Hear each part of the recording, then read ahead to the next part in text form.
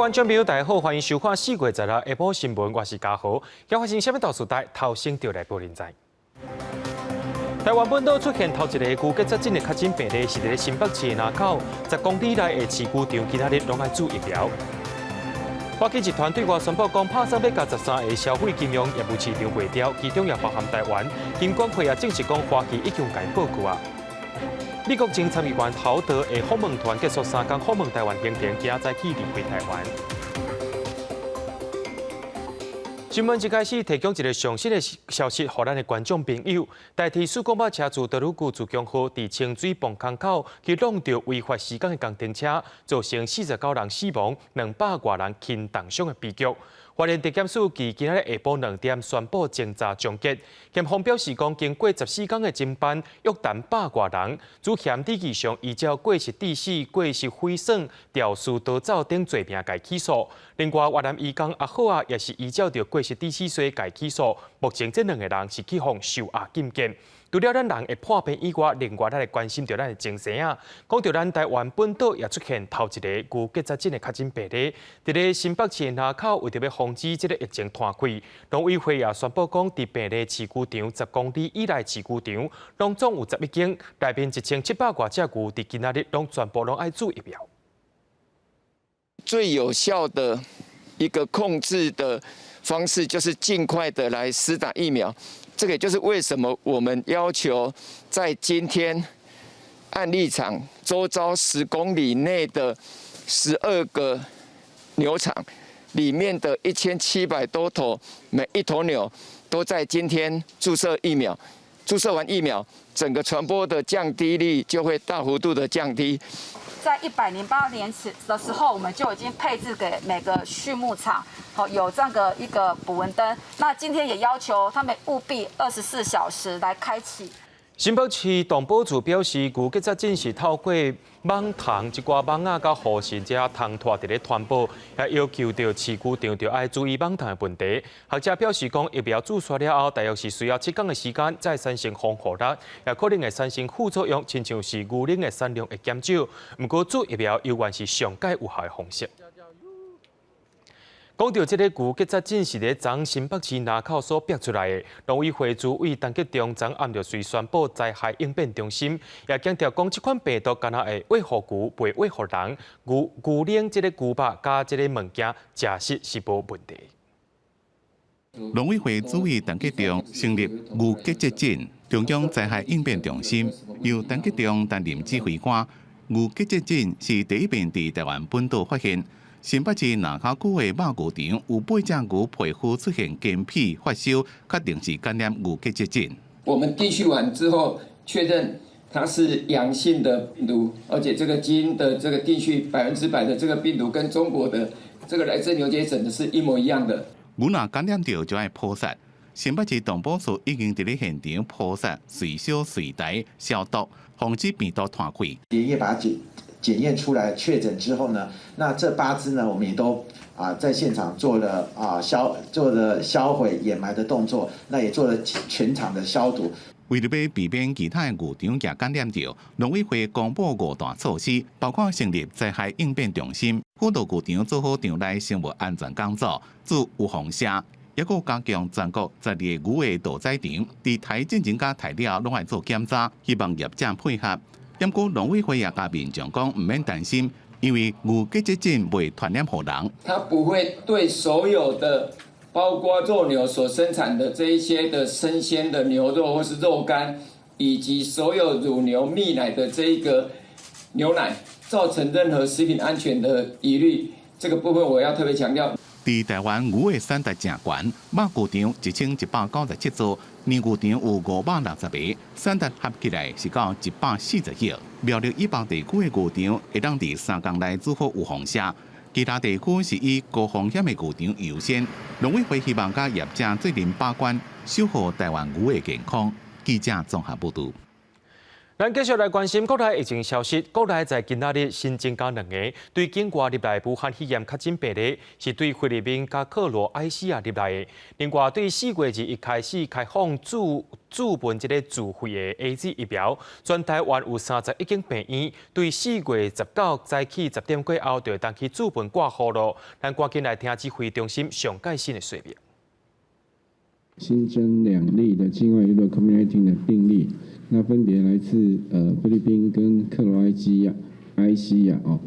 那目前就是有关这个疫苗这些自费疫苗的接种时间、诊次、预约方式跟收费讯息，我们已经请这31家医院务必在本周日的下午会公布在他们医院的官网哦。那在4月19号下周一的10点以后。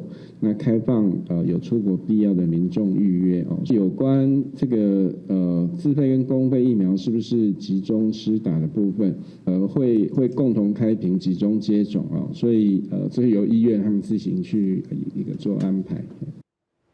惊讲注疫苗了后会产生副作用，疫苗保险单正式开始卖啊！金管会核准富邦产险、安达产险这2间产险公司，安达的保险单是针对自武汉肺炎疫苗了后所产生的医疗费用做保险。也若讲到富邦的部分是强调讲，因有71种的疫苗拢列入去因的保险内面。新冠有王社各大资料，伫进前6都位首长拢有起诉。不过也是有民众担心，若资料会有不良反应。金管会即马核准富邦产险甲安达产险2间保险公司开始赔疫苗险。200块呢，人家该拍破啊吼！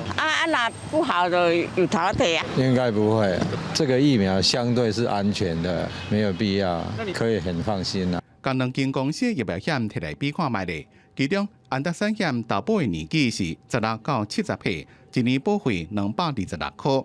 主要是针对自新冠有风险了出现不良反应，除了短期1天3000块，上最是14天，另外一个丧葬费30万，并且讲保障的时间上久，伫90天内若出现不良反应，拢会赔。另外，富邦产险投保的年纪是3岁到75岁，1年的保费分做228块加365块2种，主要是讲所有的法定传染病71种的预防针全部拢有保。短期超过5天，即便3万，上最30万，保障期间是14天。也讲，只要伫咧14天内传好诊断证明加自预防下证明，就当理赔。在14天之内，如果你有不良的反应，比如说这个发烧啦、恶心啦，那只要医院开这个诊断证明的话，那这个理赔就启动了。依据它的保障期间有90天，它的保障时间是比较长一点。保险专家讲，医疗险价钱无贵，不过若是因为工作需要自预防下，如果惊讲会有不良反应的人会当考虑。除了比较理赔的额度，主要还是看理赔的认定一个速度。保险公司讲，民众除了用纸本申请保单，也当用网络申请。资料若写好，上紧5分钟到10分钟就当受理，而且也未过发生进前防疫保单塞车的情形。记者综合报道。花旗集团对外宣布讲，拍算要甲13个消费金融业务市场卖掉，其中也包括着台湾。金管会表示，花旗银行已经向金管会报告过啊。台湾花旗表示，目前也无确定的时间表，不过伫咧这段期间内，对消费者的金融营运袂有变动，员工也袂受到影响。花旗集团伫15案提出震撼的消息，计划要提出包括台湾在内13个消费金融业务市场。包括信用卡、赌票、信贷、房贷等个人金融业务，有客户担心权益受影响，一早起就走去分行问。怕我的财产不见啦，我那个老了就是靠这个退休金在过活啊。今天是来，我来问那个理专啊，将来不知道会被哪一家银行所收购嘛？那我们当然讲这辛苦钱，大家想说把它关护一下这样。花旗台湾银行是伫1964年伫台湾成立办事处，继当年伫台北成立第一间分行。2007年并购华侨银行，并且正式成立花旗台湾商业银行。业务范围包括企业金融、投资银行、消费金融，是台湾上大的外商银行。目前伫全台湾总共有45间分行，其中消费金融业务的表现上好。尤其伫咧信用卡的部分，到今年2月信用卡有效卡数是到217万外张。金管会证实，花旗银行已经向金管会报告讲，未退出台湾的销金市场。他们仍然是总部的考虑嘛，因为它等于说要从整个亚洲还有这个中东地区撤出嘛，也不是单一针对台湾市场，有来报告过，不过还没有正式的申请。根据金管会统计，2012年以来就包括瑞士信贷银行、南非标准银行、加拿大的枫叶银行、甲英国的巴莱克银行4间外商银行撤离台湾。学者讲，台湾总共有37间银行业者，伫过度竞争、饱和，国家上市场走向电子化，拢是互外商银行撤离台湾的原因。由于这个行动支付的这些取代信用卡，所以信用卡市场本身在萎缩，获利可能也在减少。花旗银行也发声明讲，有关13个市场的消费金融策略的调整，目前是也无确定的时间表。在这个期间，对消费金融营运无任何的改变，员工也未有立即的影响，同时也未改变对台湾甲亚太地区的登记程度。台北市劳动局是讲，花旗银行在今年1月投保劳保的人数4081人，一直到4月15也无向劳动局通报大量解雇计划或者是减班休困的记录。记者综合报道。咱继续来关心欠水的问题。讲到中部地区是继续实行用5天停2天的限水措施，台中市政府和中央也继续规划乌水井，目前已经接到丰原甲台中央公园的申请，其中中央公园已经完成第1口可换水井，按算伫4月底进前会阁完成12口水井。也因为水井的水质有通过检验，未来会抽入去台水的净化系统，一天会当提供12000吨的水予民众使用。工人今日来赶工，同期还当咧进行纳制作业，而且就是台中市区中央公园北边，边仔就是已经纳好的第1口井，现场人员详细看卖水质。那出水量真大，透过塑胶管来看卖啊，水质相当清，无杂质，水质相当紧张。台中市甲中央规划要来开凿控限水井，目前已经伫台中的中央公园已经开始纳第2口。也是每口每日天会使提供2800吨左右的出水量。那深度大概有70公尺。那在地下水层几十公尺之后，即发现水脉丰沛，而且初步的检验呢数值良好。台中市府表示，目前接到中央2件申请案，包括丰原以及中央公园2个所在，伊伫中央公园预算就12口。工程4月底就会整个完成，一天会使提供超过12000吨的地下水。目前水质嘛通过检验，预算伫5月初就会引入去台水公司的管线，净化民生使用。另外嘛，伫甲水利署盘点，只是来进行水资源的开源。4月底之前，我们陆陆续续还有36口水井，供水量每天大概是预估是3.3万吨以上。第一个是建筑工地所产生的地下水，第二个是原来封井的再给放开，这种重新去检测，给它开井，然后来使用。水利署表示，由于台中市乱立时层，地下水源真高，预算就会伫台中南到36口控限水井。市府表示，还有65个建筑工地地下水，已经投出水资源中心，每天差不多10.6万吨的再生水，希望使度过这次的考验。记者台中综合报道。讲到台中目前正在实行用5天停2天的限水措施，不过15暗时水来的时阵，伫咧台中大理区有一个社区的地下室，确实出现漏水情形。地处这个饮水饮到80公分悬，而且边仔就是变电箱的机房，是赶紧通知台电警官来甲电源切掉。民众发现地下室怎么会有水声？他马上下去地下室查看，哇，整个淹水到82公分啊！因为地下室最可怕的点是什么？因为里面有变现箱，总共有3处啦也不了解为什么会有这些水的存进来。我们马上通报给台电公司，台电公司马上抵达后发现说，应该是自来水管线破裂而造成的。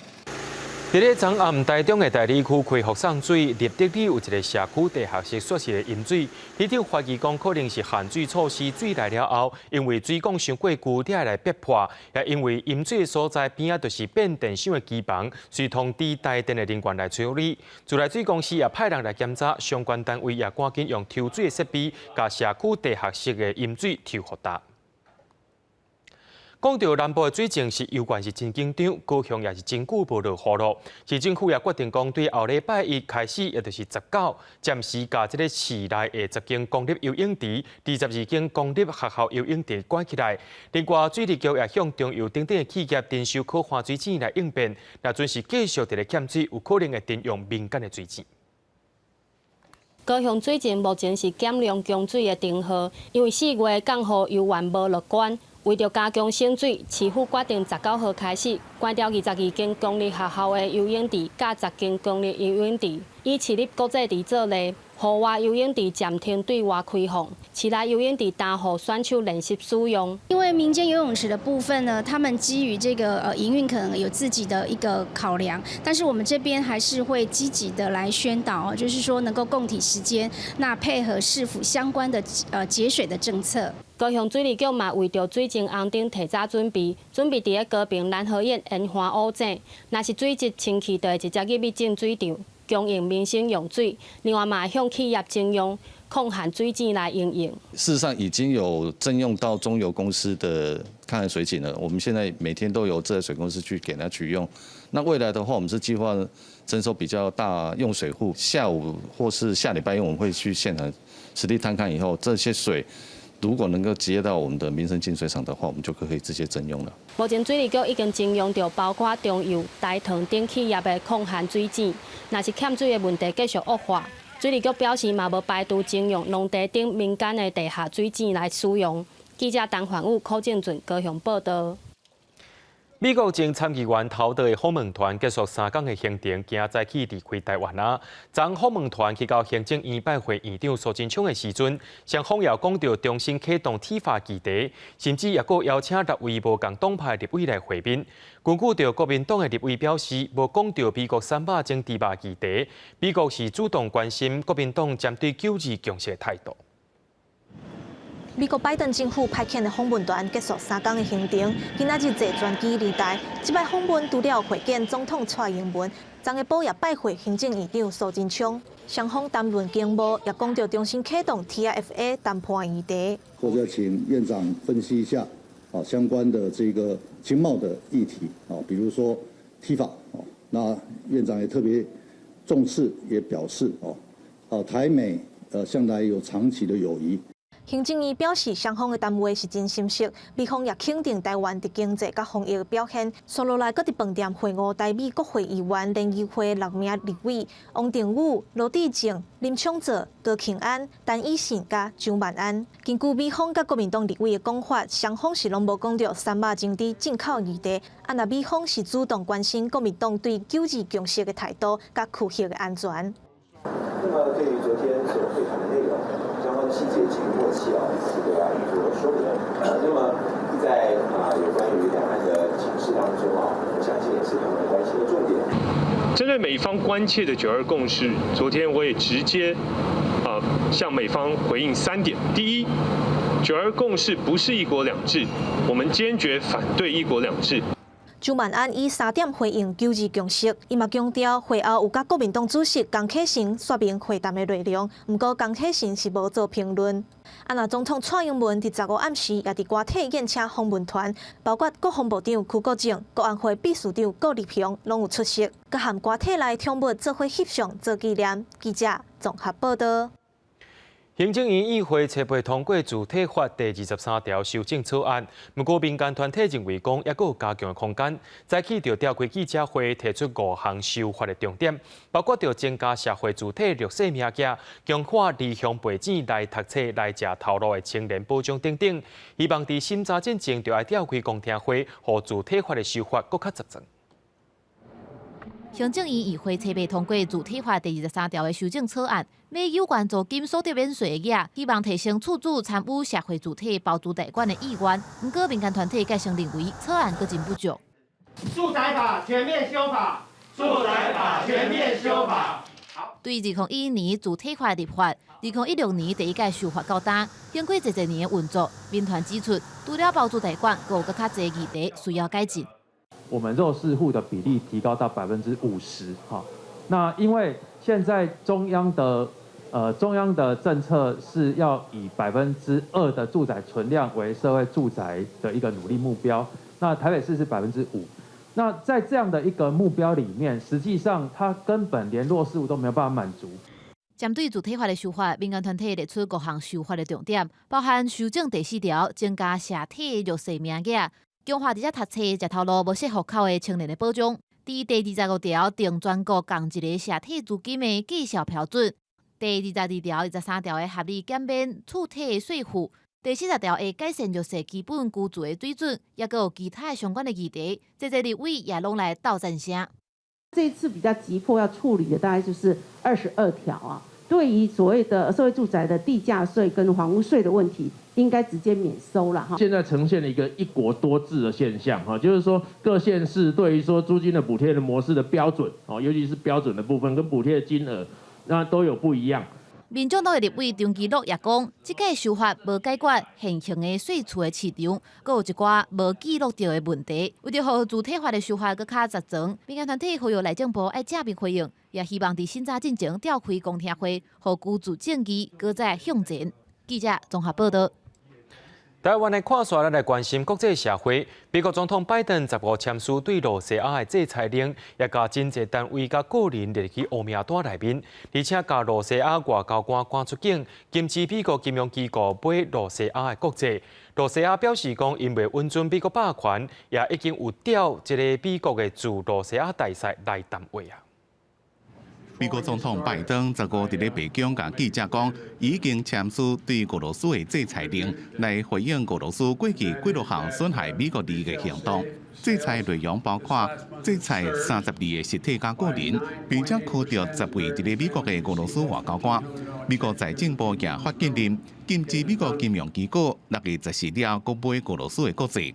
拜登讲，伫咧伊当选了政权过渡期，掌握到俄罗斯的资讯公司 SolarWinds 对美国政府的电脑系统发动大规模的骇客攻击。震惊就讲，因会正详细检视所有资料。When we spoke again this week, I told them that we would shortly be responding in a measured and a proportionate way because we had concluded that they had interfered in the election and SolarWinds was totally out of the inappropriate. I was clear with President Putin that we could have gone further, but I chose not to do so. I chose to be proportionate. My bottom line is this: where there's an interest in the United States to work with Russia, we should and we will. Where Russia seeks to violate the interest of the United States, we will respond. 北京方面讲，俄罗斯若是干扰美国的大选，一个提供赏金，叫塔利班武装分子抬死驻阿富汗的美军，也欺负乌克兰。俄罗斯才付出代价。对此，俄罗斯调解美国驻俄罗斯大使苏利文表示不满。Ответственность за происходящее целиком лежит на Соединенных Штатах Америки. 克里姆林宫的发言人佩斯科夫讲，美国上新的制裁对普廷加拜登可能举行的国防会无帮助，因若国防会敢办得成，也是由因2个人来决定。公司新闻吴文玲编辑。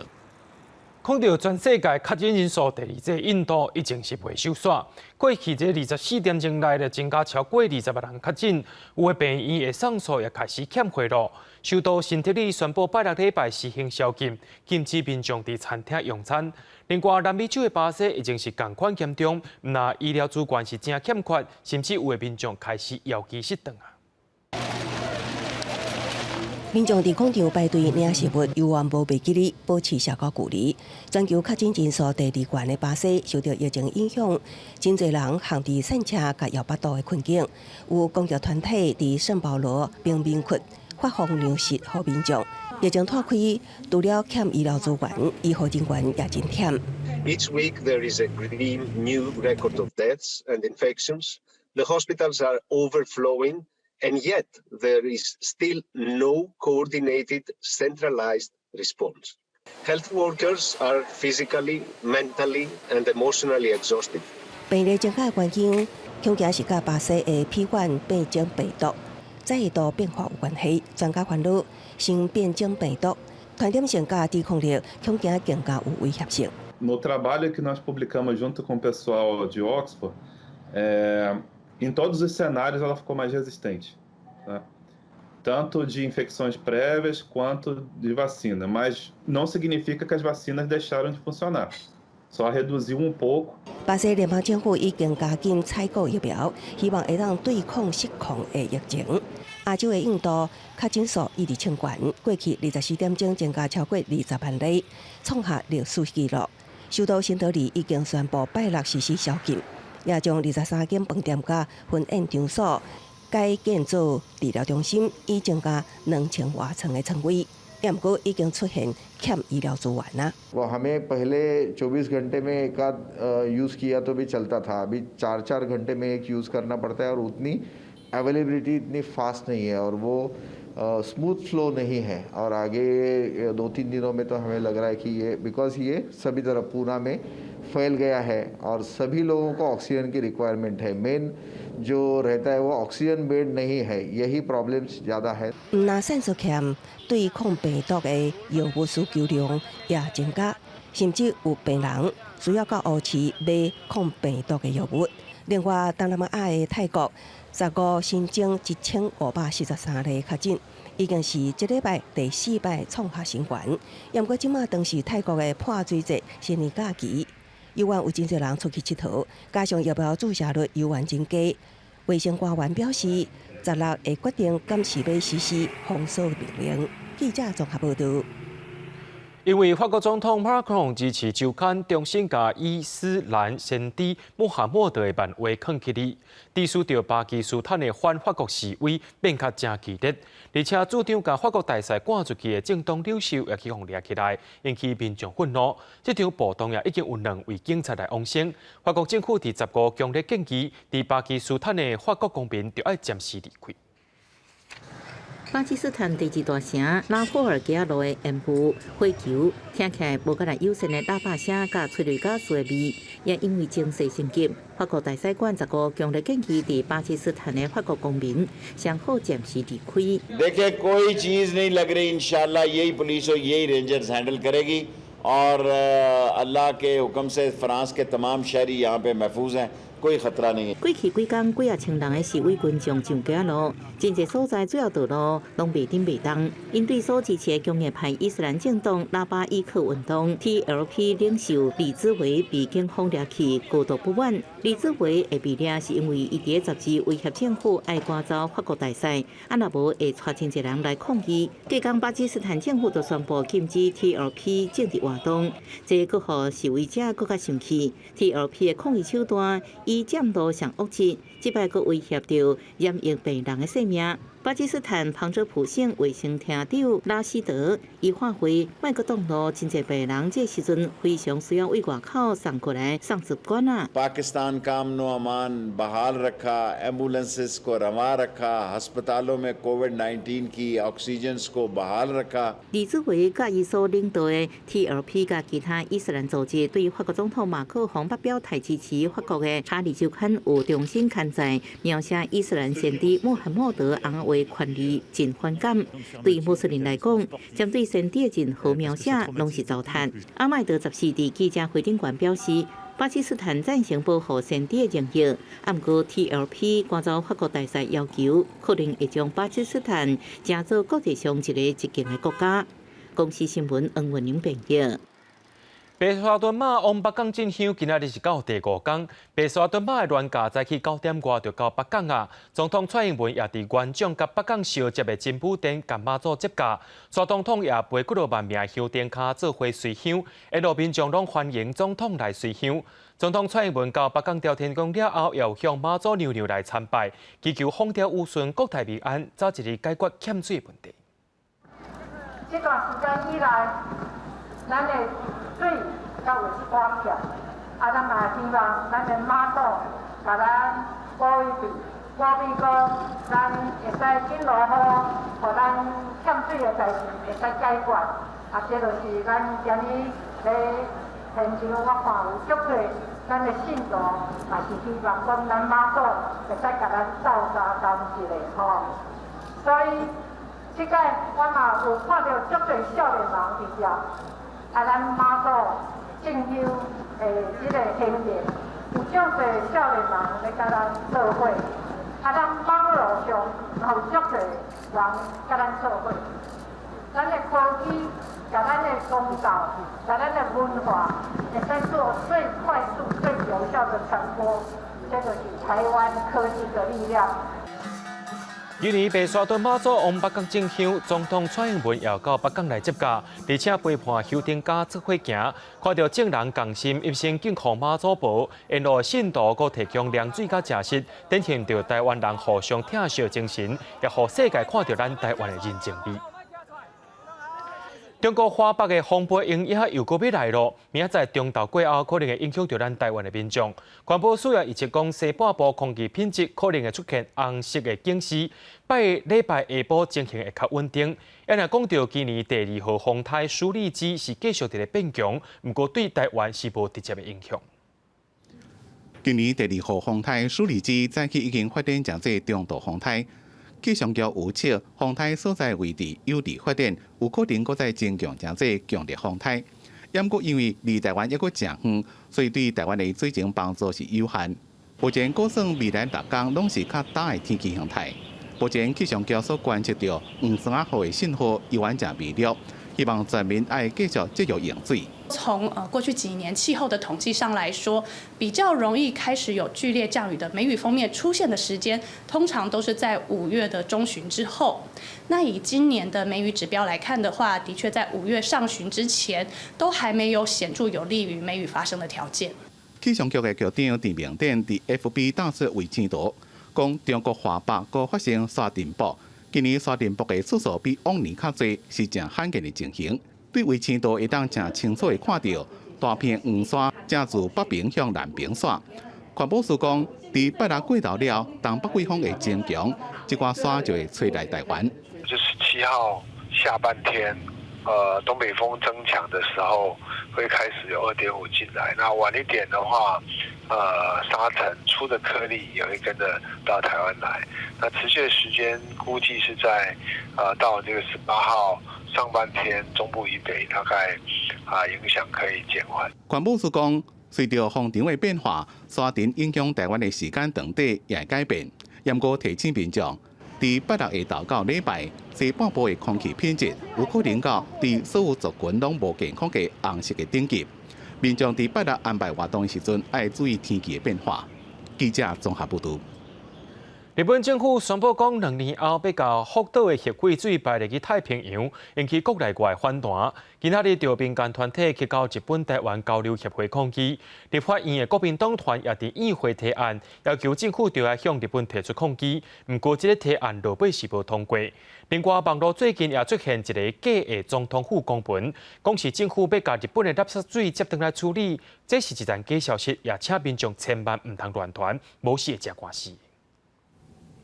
日本政府伫2年后要将透报过的福岛核污水排入太平洋，不过最近网络上流传一份假造的总统府公文，讲是台湾要引进日本福岛核电站部分污染水做处理和排放，惊动总统府赶紧澄清，这公文图片是假信息。我们不评论到底是谁制作的，谁刻意扭曲的，或谁开始传的。现在就是不按处理，希望可以由警方来厘清真相。提醒大家，这不是总统府发出的公文，那大家不要相信，也不要再传。总统府指出，假公文当中有5大明显错误，包含发函予中华民国国防部，并是台湾政府公文写法。内文当中有简体字，甲总统府无类过会议。部分用法也是台湾人所惯用的。总统府表示，这是典型误导民众的政治作战手法，已经向警方报案处理，也呼吁各界唔通转传。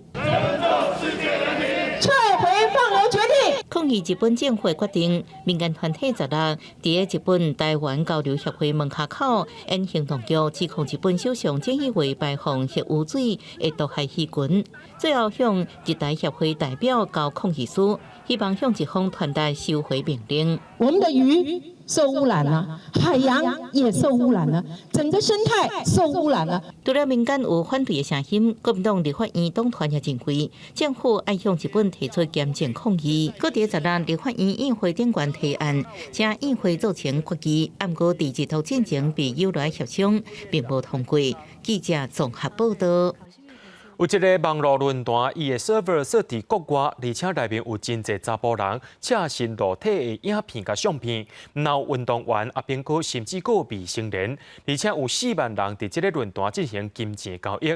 就立委表示讲，被害者有上千人，就算被害者去告官司，检方说是拢无动作。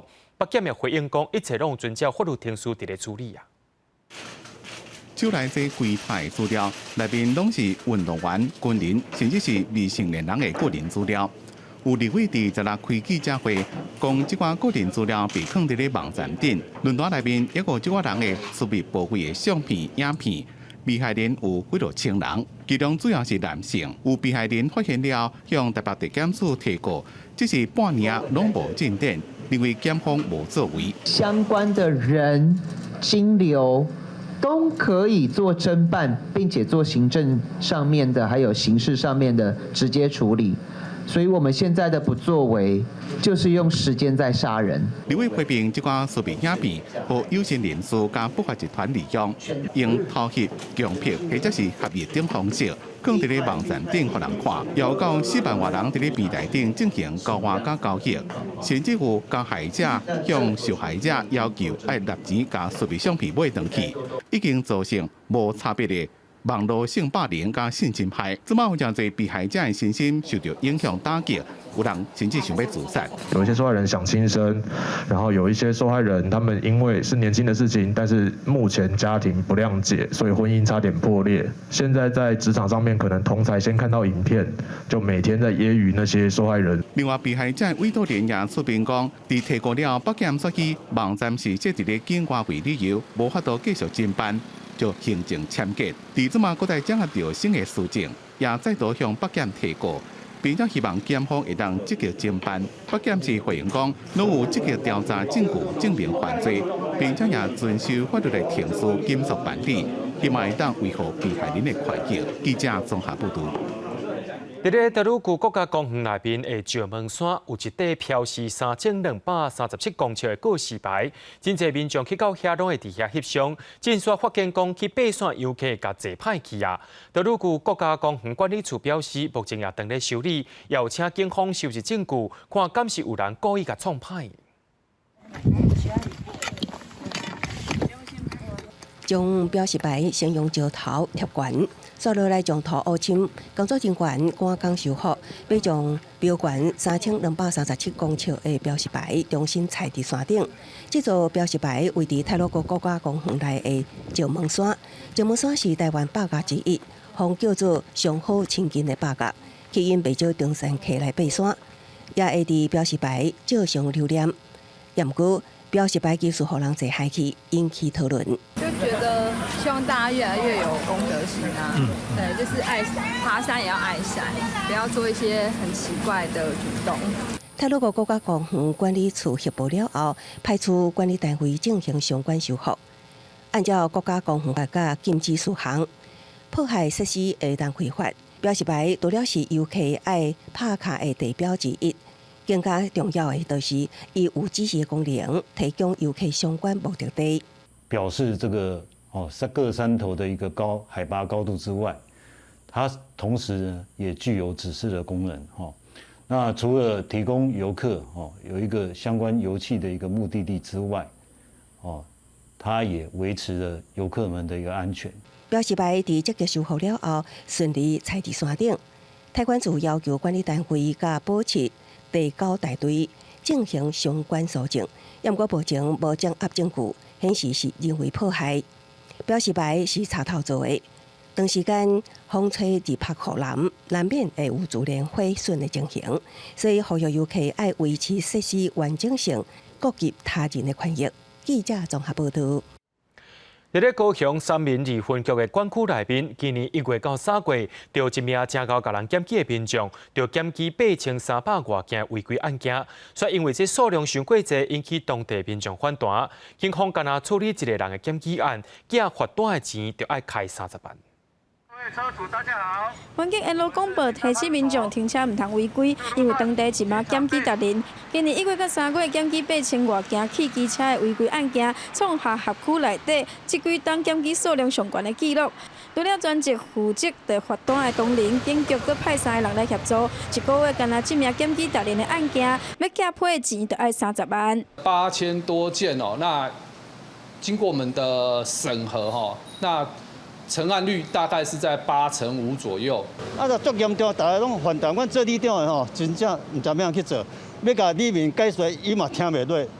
警局表示，这检举的项目主要拢是违规停车，有民众几乎是规口罩拢收到罚单。当地8里的里长，逐工拢接民众抱怨的电话，还有人互检举甲惊，直接甲车牌挂口罩。当然压力啊！我们现在骑摩托车，甚至都是左右观察，甚至停个红绿灯都要看旁边有没有人。骑楼一定要保持通畅，让我们行人能够走。但是机车能不能停在骑楼，这个问题是可以讨论的。因为大法官会议解释认为说，只要不妨害通行，骑楼停机车是可以使用的限度内。议员认为违规真正爱罚，但是详细原因也是因为停车位无够，加上地下卡又搁袂当停，才互民众一直互检举，劳民伤财。市府就要赶紧增加停车位，才会当解决办法。记者王刘婷、陈显坤给我报道。台南市长黄伟哲16早起就去到成大病院做 AZ 疫苗，不过进前外国的单买禁止使用 AZ 疫苗，黄伟哲也强调讲，做疫苗的好处也是较济，唔通看轻武汉肺炎。伊为什么会选伫拜五来做呢？伊表示讲，安尼拜6礼拜就听好休困，袂影响到公务啊。台南市长黄伟哲16来到成大病院，就是要来做 AZ 疫苗。伊也带防疫第一线的市府官员做伙做疫苗。医生诊断了后，就随开始注射。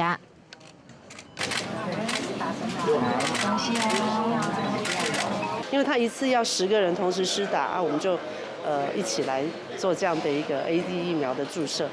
但因为我们都是跟防疫工作有关的哦，像我是负责防疫旅馆，我们都算第一线。针对目前丹麦全面禁用 AZ 疫苗的看法，黄伟哲强调讲，不应该看轻病毒有外交团，做疫苗的好处也是济过歹处。丹麦打了20万剂，2个人有血栓，美国打了 JJ， 600万剂，有6个人有血栓，其实比率都相对的低。在布桃，光是替他照顾一下，接触个10几分钟就中了。两相权衡来讲，我们觉得打疫苗是利大于弊的。做完疫苗了后，因为台南市议会16开议，市长黄伟哲阁爱去市议会出席。根据卫生局的资料，台南市有3800多名医护人员登记做疫苗，即马已经做2157档。以全市28000名医护的比例来讲，也是无算上悬。最近各县市的首长拢有带头做疫苗，黄伟哲也望讲会当提悬医护注射的意愿。记者综合报道。国家卫生研究院早起发表上新的研究成果，讲因找到会当阻挡粒核酸癌转移，搁再加起来关键基因，号做 ROR2。只要和 ROR2 的基因活化，就会当加粒核酸癌的转移压落来。这项研究也是世界上头一个发现，之前也已经刊登伫国际期刊顶头啊。粒核酸癌是全世界男性第2定看到的癌症，也是台湾男性10大癌症第3位。治疗癌症上困难的问题之一，就是癌症的转移。国卫院16发表上新的研究，找到抑制转移的新抗癌的关键基因 ROR2， 会当有效阻绝癌细胞的转移。这项研究成果也是全球头一摆发现。安全开关的基因叫做 ROR2， 这个开关最有趣的地方是说，它是跟骨头的发育有关。那射物腺癌它是很容易转移到骨头，所以这个开关一打开，它就不会转移出去。研究团队表示，粒核酸癌大部分是采用手术还是电烧治疗，也毋过平均1到3年肿瘤会复发转移到骨头。虽然目前有3种药物会当抑制雄激素的产生，也毋过几个月了后会有抗药性，都无药通医。研究人员在鸟鼠亚动物试验发现，只要有效活化 ROR2 基因，也是提悬 ROR2 基因的表现量，就会当抑制并且预防粒核酸癌转移，提悬存活率。小鼠那时候我们用口服喂它的话，其实大概6周就可以把这个不但是肿瘤没有转移出去，连原生的肿瘤都整个都消失。研究团队强调，之前已经发现天然物咖啡酸苯乙酯叫做 CAPE， 会当有效活化 ROR2 受体，未来将开发出裂护腺癌新药，提供患者另外一个治疗的选择。记者综合报道。台湾文博会去年因为疫情的关系来停办，今年是搁再重新开始咯。今年以数据庙做主题，呈现台湾创新、丰富又个多元文化概念。今年对华山文创园区开始，文化部长李永德表示讲，对头一年开始，文博会的产值大约有1亿外，今年有机会到10亿。希望台湾文化的实力会当互更较侪人看见。为个乱招区域延伸，慢慢贴做2个板块以上，用花莲七星潭甲在地石材打造宽阔个大点啊性别样貌，要互人感受花莲这片土地能量、甲独特的冷冽甲温柔。花莲的地貌非常的凛冽，但凛冽当中这些溪水啊，包含我们看到切出来的这些峡谷及最后七星潭的这些鹅卵石，又非常的温柔，所以它是既凶悍又温柔的一个县市。经一块石头扫描，系统马上为文理甲形状这条件判读上顶故事，佮印成真细张的大纸完成互动。这是文博会花莲馆馆的都市故事。红头师傅慢慢将红头样貌刻出来，安尼工艺技巧加3D 列印这种工艺技术，是传承也是比拼，是工艺馆的探讨目标之一。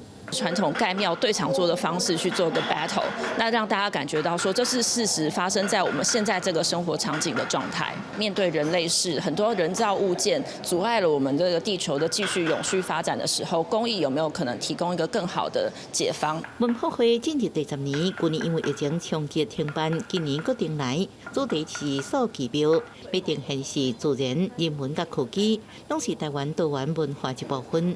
而且今年佫突破过去的纯商店模式，主打上策合一，要带动文创商机。文博会的期间的产值是1.6亿，我们上看10亿哈，不只是展现台湾文化的软实力，还有多元哈跟科技啊文化的结合啊的创意，同时呢也能够对经济做出一点贡献。文博会今年成为华山文创园区开始110亿加入上山文创甲花圃精验馆展区。去年因应疫情振兴需求的艺放款平台，文化部伫最近升级做艺放 Next， 不只伫文博会期间有优惠措施，后续平台会纳入活动、场馆、展演这内容，希望因协助艺文产业更加发展。记者综合报道。因为今年天气较暑，这个果子树的花是开甲焦焦，特别是原住民部落的银樱花是开甲目睭睭。伫台东卑南乡的李家部落，透过着台东林管处辅导成立的林下经济翅膀班，12号班员今年的银杏蜜拢是大丰收，采收量是比英国加超过3成。李家部落山区有真侪野生莲景树，今年逐丛拢开真侪花。部落市的芳拢来采蜜，佮飞转去芳收吐蜜。部落市帮班的班员拍开芳箱，每一箱拢是满满的蜜，有的也佮满到箱仔的顶面。一开箱蜜拢滴出来，而且每一箱拢是高经济的莲景花蜜，班员拢真欢喜。对啊，坐在上面啊，已经满了。龙眼花开的非常的多，所以我们这一次的龙眼蜜，这次应该是可以说是丰收吧。市拍班员讲，往年拍开芳箱也无一定看会到芳家己将芳收的蜜封起来，今年会当讲每一箱拢看会到芳挂，代表芳收满啊。扣掉芳挂，顶级的芳挂蜜放伫摇蜜桶，用手工细腻的将莲景花蜜摇出来。村长讲，今年的产量比往年加出3成，而且品质更加好。它的浓稠度比较浓。我们刚刚采的那个都是很香的那个龙眼蜜，对啊，颜色也比较深色。台东农改场表示，今年各种果树因为开花期拄到低温，佮加上苦旱，莲景花才大开。李家部落16号市芳班员陆续采收莲景花蜜，而且一收成都未了，为部落创造一波林下经济的高收入。记者综合报道。伫咧去年10月，台南三商国小的学生囡仔正限期，即马通好受剩下，所以各校啊和区公所就做伙举办实用教育活动，抗摇行限期，家己种的食起来更较甜。大人囡仔无用咧学限制，佮有抗疫，这是台南三商国校和区公所做伙举办的实用教育活动，民众也讲一寡抗疫的撇步。我想这个就是展现我们在素养教学的方面。那另外家长的话，就是回味他小时候控咬的这样的乐趣。要讲有技巧，你爱先大地爱做底，啊细地较豆豆收起来，哎。啊，无你也无大地做底，你全部拢做细地的话吼，你到顶悬会做搞绑起。这个限制是去年10月囡仔家己种的，经过活动的用心照顾，大家总算是会使来享受成果。让小朋友跟家长有一个亲子活动以外呢，也让他们知道说农人在耕种的辛苦更要珍惜我们每天可以吃的食物。三商区长是表示讲，这个活动也教囡仔爱珍惜食米。三商区公所和国校透过举办实用教育的体验，除了解学生做餐的技术，也培养亲子的感情，实在是有食阁有掠。记者综合报道。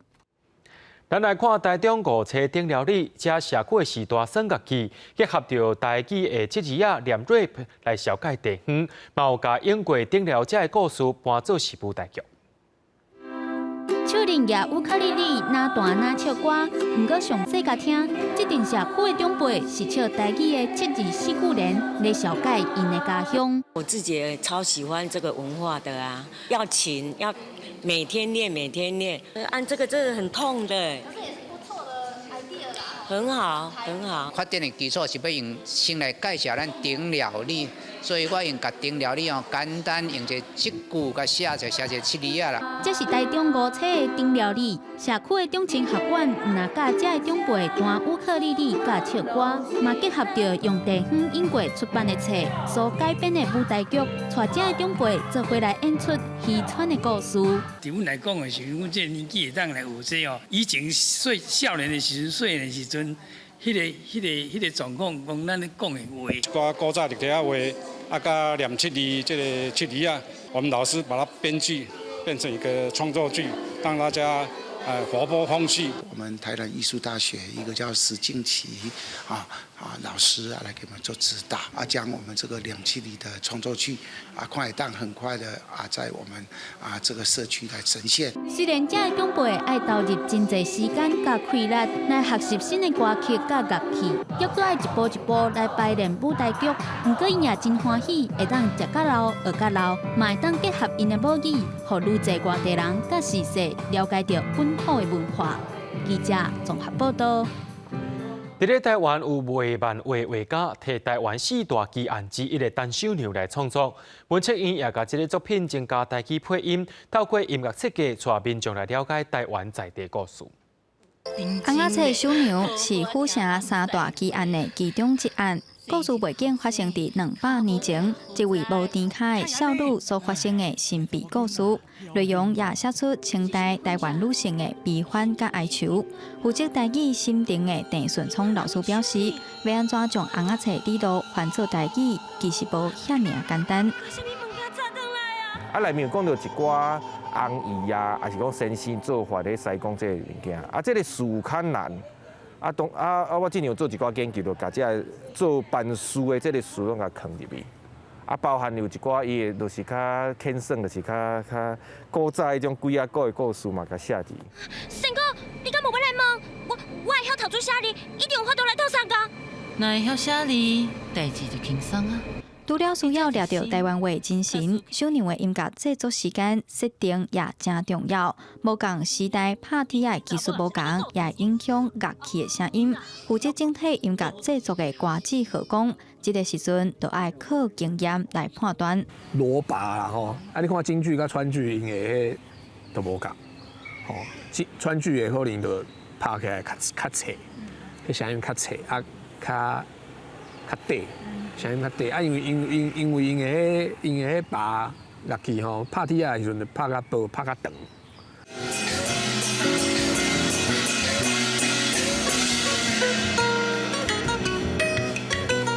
这边的红鸭册有啥计划？除了后代记出现新的表演模式，参与的制作乐团、音乐工作者嘛感觉真趣味。和台湾本土的语言、音乐创作，参红鸭册作品出现精彩结合。除了小牛以外，还有其他各部台湾本土的红鸭册参与有啥计划？望透过下届合作，和台湾红鸭册有这种表现的可能性。记者杨淑晴、夏桂林台北报道。下晡末天气相款，咱来看各县市详细资料。北部地区对19度到25度，中部地区对25度到30度，南部地区对26度到31度，东部地区对24度到28度，外岛地区对16度到26度。感谢各位观众朋友收看今日下晡新闻，我是嘉豪，咱再会。